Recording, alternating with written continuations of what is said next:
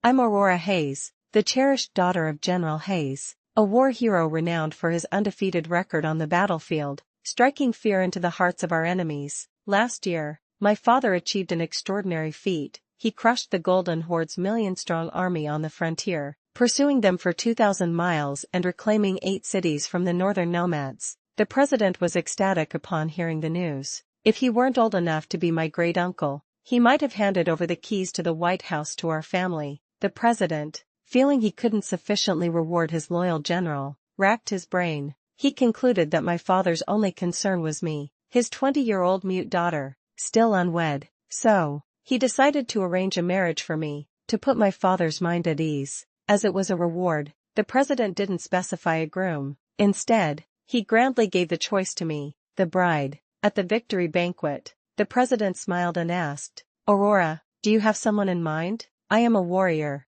raised on the frontier, accustomed to fighting northern nomads. Hearing his question, I didn't act shy like the young ladies in Washington, D.C. Instead, I nodded and wrote 3 words on the prepared parchment: Ethan Sinclair. My father had no objections, but the president was taken aback. Ethan Sinclair is the eldest son of the current Grand Tutor. He is incredibly talented, a master of poetry and painting. At just 20 years old, he achieved 3rd place in the national examinations. With a promising future ahead, he was once the dream prince of countless young women in Washington, D.C. Why once? Because 4 years ago, a devastating fire blinded him, ruining his future. Now, when people mention him, it's mostly with regret and sighs. Seeing my unwavering resolve, the president immediately issued an imperial decree, granting permission for Ethan and me to marry. Not only that, but the president also unusually bestowed upon me the title of princess, gifted me a magnificent mansion,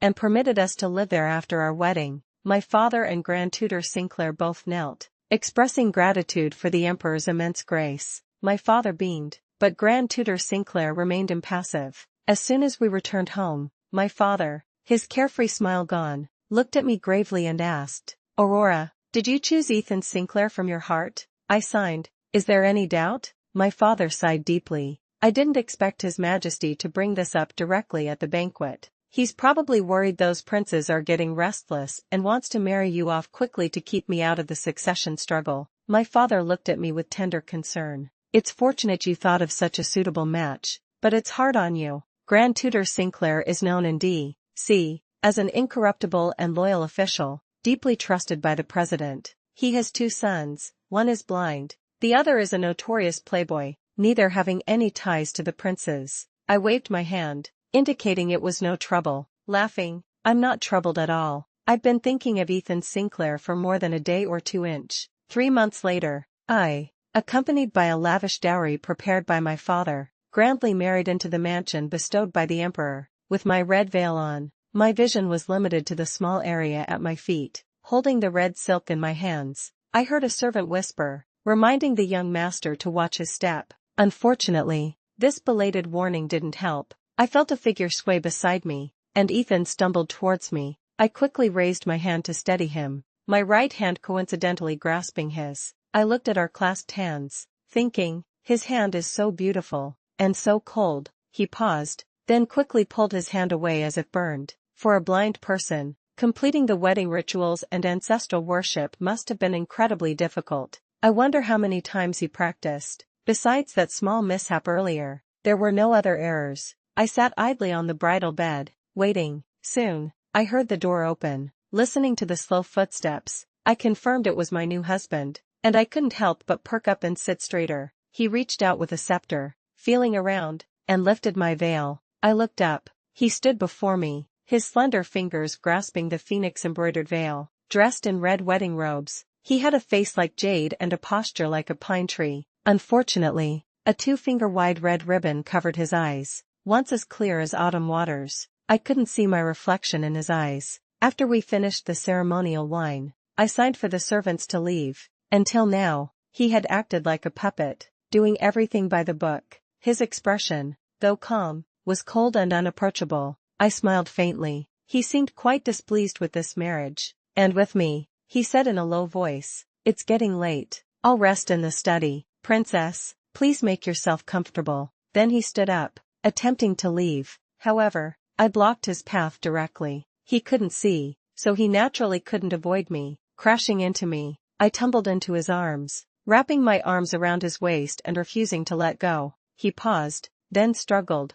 but his strength was too little to break free. His ears slowly turned red. "Princess," his voice held a hint of discomfiture. I curled my lips, took his hand, and quickly wrote in his palm, "Ignoring your princess on our wedding night, your honor might be in trouble." He took several deep breaths, as if enduring something, and finally stopped trying to leave. He pursed his lips, tightly clutching his sash, looking as if he were facing a formidable enemy. I found it amusing and decided to halt my advances, opting to proceed gradually. I lay beside Ethan Sinclair and wrote goodnight in his palm with my finger. With him beside me, I slept soundly. The next morning, I woke up nestled in his arms, embracing his waist. It took a moment for me to realize I was married. I sat up and leaned over my new husband. The faint morning light filtered through the curtains, illuminating his handsome, refined face, making him look like a celestial being. He was truly beautiful. The more I looked, the more delighted I became,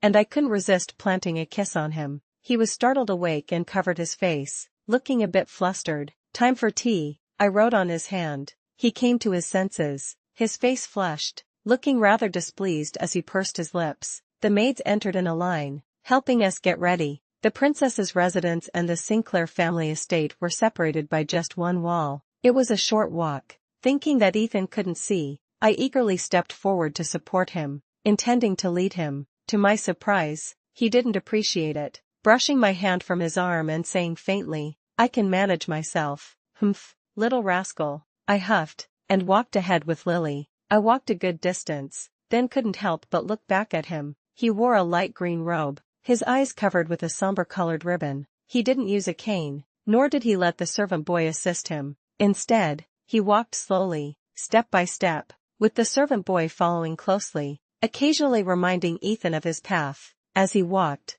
aside from a slightly slower pace, he seemed just like any other person. From afar, he still looked like the elegant scholar he once was. I sighed. What a stubborn person. My earlier anger had dissipated. I stood under the covered walkway, patiently waiting for him to approach. As Ethan approached, a group of beautiful maids came with a stranger. I looked curiously. The man, surrounded by the maids like a moon among stars, wore a luxurious brocade robe embroidered with gold thread, adorned with gold and jade, exuding wealth. His appearance was quite striking, though his complexion was pale. His eyes had a hint of youthfulness, and his demeanor was unrestrained. When he saw me, his sleepy eyes lit up. "Are you Princess, here to offer tea?" I nodded slightly. He took a step closer, his smile deepening. "Princess, sister-in-law, I am Evan Sinclair, Ethan's younger brother." I caught a whiff of stale wine on him and frowned. Stepping back, I turned to look at Ethan, who seemed not to notice my displeasure. Evan looked at Ethan and said flippantly, "I never imagined my sister-in-law would be such a beauty. To marry my blind brother is truly a pearl hidden in dust." My temper flared. I casually plucked a pearl hairpin from my hair and, with a whoosh, threw it towards Evan's face. The incident was so sudden that he froze, unable to dodge. The sharp tip of the hairpin grazed his cheek and, with a clang, embedded itself into the vermilion pillar behind him. I enjoyed his frightened expression, then calmly raised my hand and made a few gestures. Lily conveyed my message in a clear voice. "Second young master, if you speak disrespectfully again, I'll aim for your eyes." Evan clutched his bleeding cheek and stumbled away with his entourage, as if a ghost were chasing him. After waiting a little longer, Ethan finally approached. He must have heard the commotion, as he asked, "What happened, Princess?" I took his hand and wrote, "Nothing." He flinched, a hint of suspicion on his face, but didn't press the issue. This time, I didn't let go, leading him towards the main hall of the Sinclair estate. Along the way, he tried several times but couldn't free his hand from mine, so he simply let me hold it.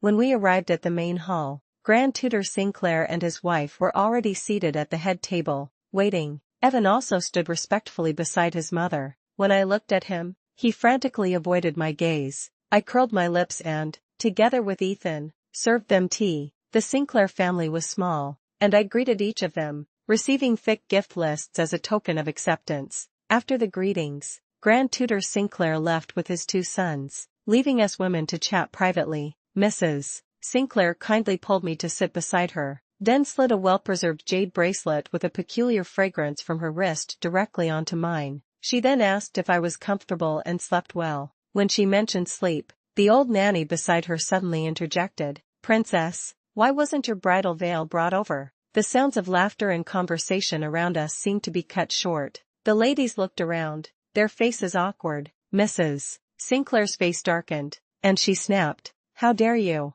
a mere servant, interrupt when the mistress is speaking?" I reined in my smile, casting a cold glance at the mistress and servant, who were clearly putting on a show, laughing. Do they think I, a general's daughter, can't see through the intrigues of the inner chambers? A servant wouldn't dare to say such inappropriate things on such an important occasion without the mistress's instruction. Before marrying in, I had already investigated the Sinclair household's background. Ethan's birth mother, Grand Tutor Sinclair's first wife, died in childbirth. After 3 years of mourning, Grand Tutor Sinclair married his late wife's illegitimate sister, who became his second wife. The Mrs. Sinclair before me was that second wife, Evan's mother. It seemed Evan, after being chastised by me, had immediately complained to his mother, trying to find an excuse to embarrass me. I heard that Ethan had been raised by his stepmother since childhood and was very close to her, like a biological son. Unfortunately, they were mistaken. Although I was mute,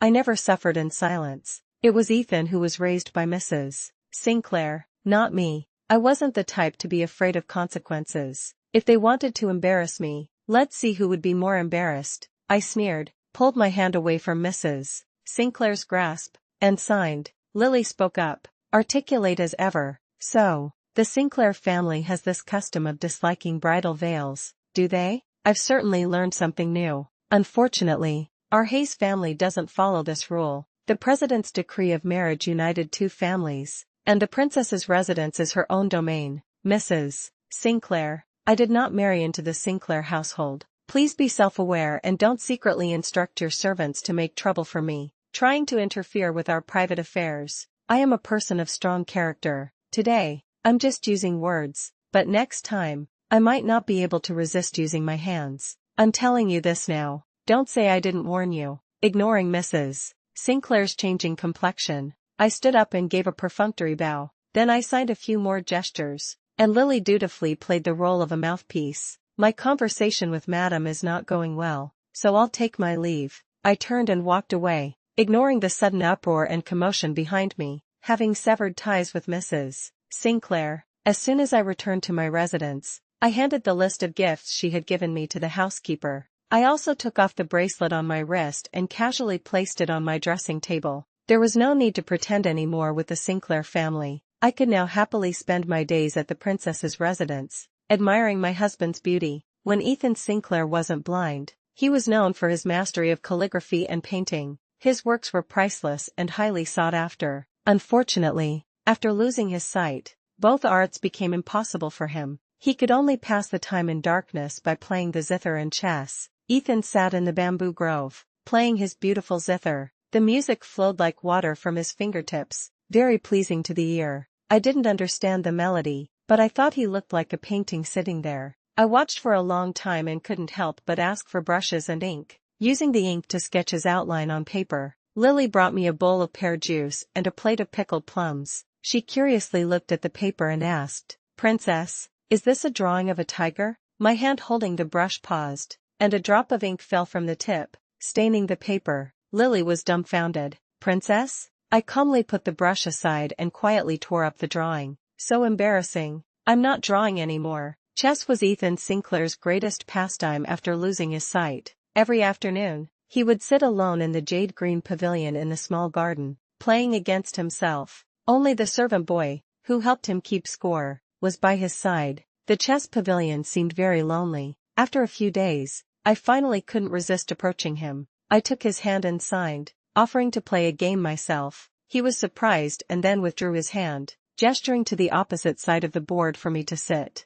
I happily sat down and waved to a young maid who had come with my dowry. Sophia was my chosen maid, specifically because of her excellent chess skills. I didn't know how to play chess at all. I barely even understood the rules. I simply moved pieces wherever Sophia pointed, like a puppet on strings. The servant boy stared at me in shock. Perhaps he had never seen such a clever woman like me. I winked at him and put my right index finger to my lips, signaling him to keep it a secret. He hesitated for a moment, then dutifully nodded. Sophia's chess skills were truly exceptional. After I made my move according to her instructions, Ethan seemed a bit troubled. He held a white piece in his right hand, tapping it on the board, and praised, "Princess, this move is exquisite." I felt guilty and sat up straighter. Exquisite how? After waiting for a long time, he was still frowning in thought. I grew a little impatient and waved to Sophia, signaling her to sit down and play for me. After freeing myself, I tiptoed out of the jade-green pavilion and called for the maids to accompany me to the flower garden to chase butterflies. When I had played enough and calmed down,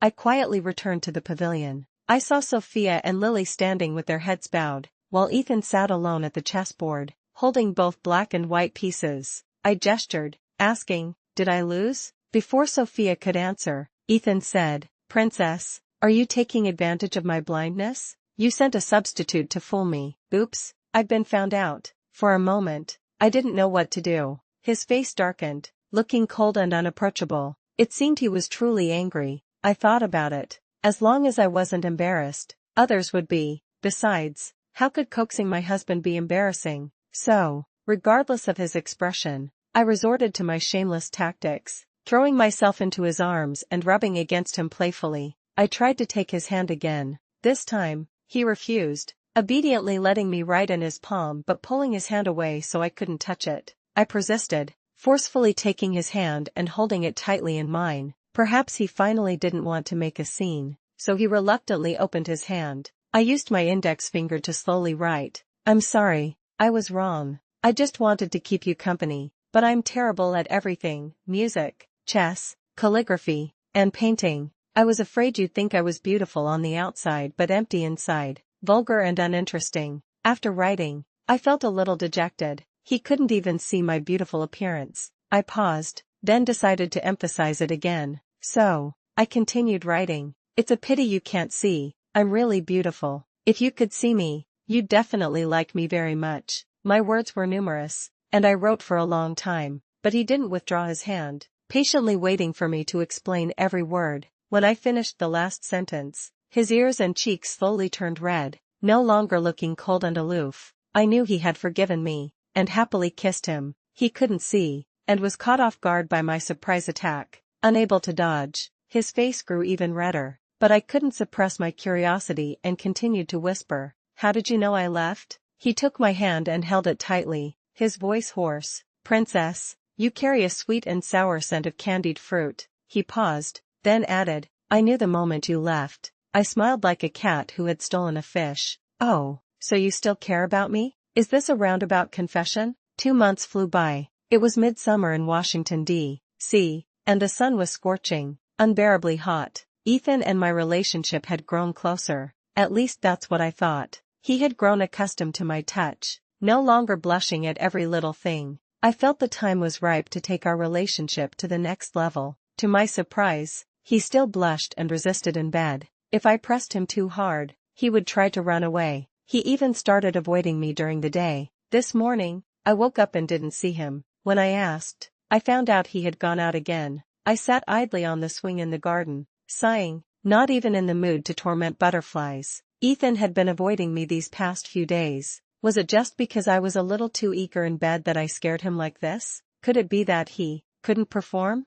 Thinking about this, I grew even more worried. I needed to find a chance to ask a doctor to check on him. A man couldn't be impotent. Then I remembered he only brought his attendant with him when he went out, and I worried something might happen to him. I told Lily to send some discreet guards to follow and protect Ethan. He didn't return to the mansion until evening. When I heard the news, I had the meal laid out. Unexpectedly, Lily came over with a troubled expression. "Princess, Mr. Sinclair didn't go to the music hall today." I stopped arranging the dishes, looking at Lily suspiciously. Where else would Ethan go besides music stores to buy zither and flutes? Lily bit her lip, angrily saying, "He went to 2 brothels and 1 gay club." The chopsticks fell from my hand. The first emotion that surged through me wasn't anger, but absurdity. So, he was only impotent with me? With others, he was not only capable but also indiscriminate, enjoying both men and women? My actions these past few days felt like a joke.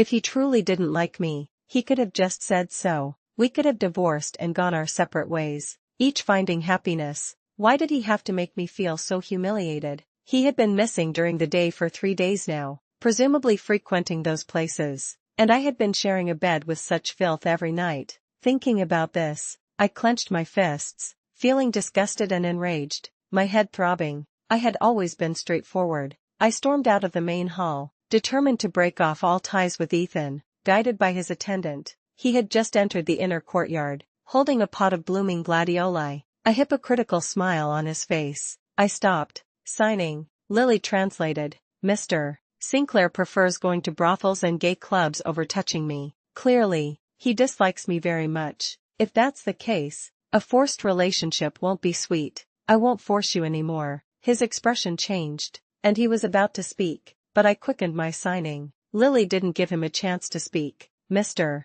Sinclair, please return to the Sinclair residence. I will send the divorce papers to your esteemed residence tomorrow." After saying this, I suddenly felt weary, dropped my hands, and turned to leave. "Aurora," Ethan called out, his voice trembling. It was the first time he had called me by name, but I ignored him, my steps unwavering. However, after only 2 steps, I heard his attendants gasp behind me. I sighed deeply and, much to my chagrin, turned around. I saw Ethan on the ground, covered in dirt, devoid of his usual noble composure. The gladioli pot lay shattered at his feet, the flowers withered and no longer pristine. The person who was too proud to be helped while walking now disregarded his image, chasing after me, falling to the ground but refusing to stop. He even tried to grope his way up, oblivious to his hand being cut and bleeding from the broken pottery. He had abandoned his facade of dignity, finally looking like a truly blind and disabled person, lost and helpless. He seemed terrified that I had left, and called out loudly,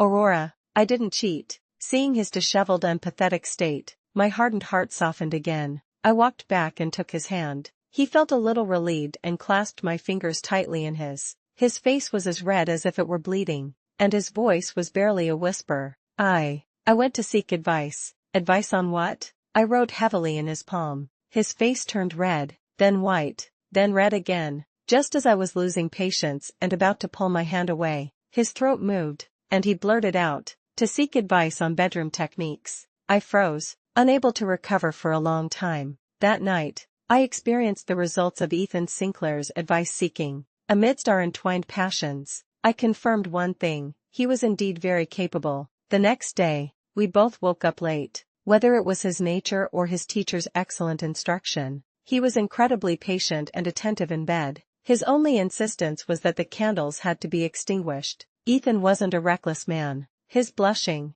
diligent efforts in bed were truly a sight to behold. So, every time, I would take advantage of his blindness and trick him into thinking the lights were off, when in reality, a few candles remained lit until dawn. My mischievous deeds didn't last long before he somehow found out. Ethan's face flushed, and he stammered in anger, "Aurora, you have no decorum." I couldn't help but laugh and wrote in his hand, "I just like to tease proper people like you." Although he was angered by my mischievousness, he believed the catalyst for my mentioning divorce was his initial reluctance to consummate our marriage. So now, he acted completely out of character, me almost every night. After a while, things reached an extreme. I rubbed my waist and suggested to him, "How about we rest tonight?" He grabbed my hand, which was riding on his chest, and flipped me over, pressing down on me. "You lie down and rest, I'll do the work." I covered my face. The hardest thing to bear is a beautiful man's affections. I could only endure. That night, in a moment of passion, I accidentally knocked off the silk cloth covering his eyes. Beneath the cloth were a pair of pearly gray irises, lifeless. Ethan panicked and buried his head, not wanting me to see. I was startled by his action. In months of marriage, I had never seen his impaired eyes. I sat up and pressed myself against him, writing in his palm, "What's wrong?" He closed his eyes and remained silent for a long time. He replied, "They're ugly." I reached up and pulled his face closer, kissing his tightly shut eyes. I felt his eyeballs shift nervously beneath his eyelids. I snuggled back into his arms. "They're beautiful," I wrote. "They're pearly gray, like the luster of pearls." He froze, then hugged me tightly. "Aurora, I'm sorry." I was about to write something in reply, but he held my hand tightly. preventing me from moving. He continued, "A useless person like me simply doesn't deserve you. In fact, agreeing to the divorce was the right thing to do. But I didn't want to end my story in your life with such a disgraceful image. So, things have come to this. I was too selfish." I listened, feeling both heartache and amusement. I was the one who forced the marriage with the president's decree, yet in his words, it sounded as if he had meticulously plotted against me. "Aurora," he said, "after we married, you've been my eyes, but what I can do for you is even less than what Lily does." He tightened his arms, his body trembling slightly. I broke free and wrote in his palm, "But I can't marry Lily, can I?" He laughed, a bit exasperated by my answer. I smiled and wrote earnestly, "Ethan Sinclair, I like you. I like the scholar you were, and I like the person you are now, by my side. Don't cover your eyes anymore. I like you, and I accept everything about you." He trembled, then opened his eyes and looked in my direction, saying, "Okay." His eyes were vacant, but his voice was so gentle it could drown someone. A few days later was the Mid-Autumn Festival. Ethan and I had been married for 3 months. Because of the conflict between Mrs. Sinclair and me, I didn't want to celebrate Mid-Autumn with the Sinclair family, although Ethan had a deep affection for Mrs. Sinclair. After understanding the rift between his stepmother and me, he didn't blindly side with her. Instead, he quickly accepted the fact that our mother-in-law-daughter-in-law relationship was strained and wouldn't improve. He didn't try to mend the rift between us but let nature take its course, observing silently. He was simply filial to his parents and didn't make any demands of me. I always adhered to the principle of out of sight, out of mind. As long as Mrs. Sinclair didn't cause trouble in front of me, I wouldn't specifically look for trouble with her. So, besides that unpleasant initial meeting, we hadn't seen each other, and everything had been peaceful. Ethan knew I wanted to go back to my father's mansion for Mid-Autumn and didn't object. He only said to go ahead and he would join us for dinner later. I knew he would probably spend some time with his parents at the Sinclair estate during the day, and his coming over in the evening meant he would be skipping their own Mid-Autumn dinner. So, understandingly, I wrote, "If you can't make it, it's fine. We can celebrate separately." He stroked my face and smiled. "I can make it. I haven't participated in the Sinclair family's banquets for 5 years. I'd rather spend that time with you and my father-in-law." He probably stopped attending those social events after he lost his sight, perhaps not wanting people to see his imperfect side. Although he claimed to be used to it, he always struggled with it deep down. I silently sighed, but also felt happy. "In that case, I'll wait for you to come back, and we'll go to the general's mansion together." He hugged me, his voice gentle. "Okay, I'll be back as soon as possible." We arrived at the general's mansion together, but the servants told us my father was meeting a distinguished guest in his study and asked Ethan and me to wait. I was a little curious. We didn't wait long before I saw my father stride out of the study, holding a wooden box. He saw me but didn't stop, instead walking and saying gravely, "Aurora, I have an urgent matter to attend to at the palace. Ethan, please keep her company. If you're hungry, eat first. No need to wait for me." I saw the serious look on my father's face and dutifully nodded, pulling Ethan aside. Ethan also immediately said, "Father-in-law, don't worry." I frowned, watching my father leave in a hurry. Turning around, I was surprised to find an unexpected person walking out of the study after my father. I ran over in surprise and grabbed the person's hands. It turned out the distinguished guest the servants mentioned was none other than my best friend, Dr. Quinn. At this moment, she was wearing a blue coarse linen shirt, her face pale, her hair a bit disheveled, and her face showing the fatigue of traveling. I looked closely, feeling worried. Had Dr. Quinn encountered something? However, she smiled and said to me, "Aurora, it's been years. Why did you get married without a word?" I pulled my hands away and signed. "Lily spoke for me. I sent you an invitation, but unfortunately, I couldn't persuade you, the divine healer who travels the world saving lives, to come." Dr. Quinn was my childhood friend from the frontier. She was a student of a reclusive master healer. As soon as the imperial decree for my marriage was issued, I sent a letter to Dr. Quinn, inviting her to Washington, D.C., for my wedding. Unfortunately, the reply from her valley said my letter was a few days late. She had already been invited to the Golden Horde to treat someone, and her whereabouts were uncertain. The Golden Horde was located north of the Great Chew, and last year, they were severely defeated by my father. The relationship between the two sides was tense and hostile, and communication had been difficult. I had sent several letters inquiring about her, but the valley always replied that she hadn't returned yet. I could only regretfully get married. Thinking of this, I changed the topic and gestured, asking about my confusion. Quinn, why are you suddenly here? Did something happen? Dr. Quinn shook her head. It's fine now.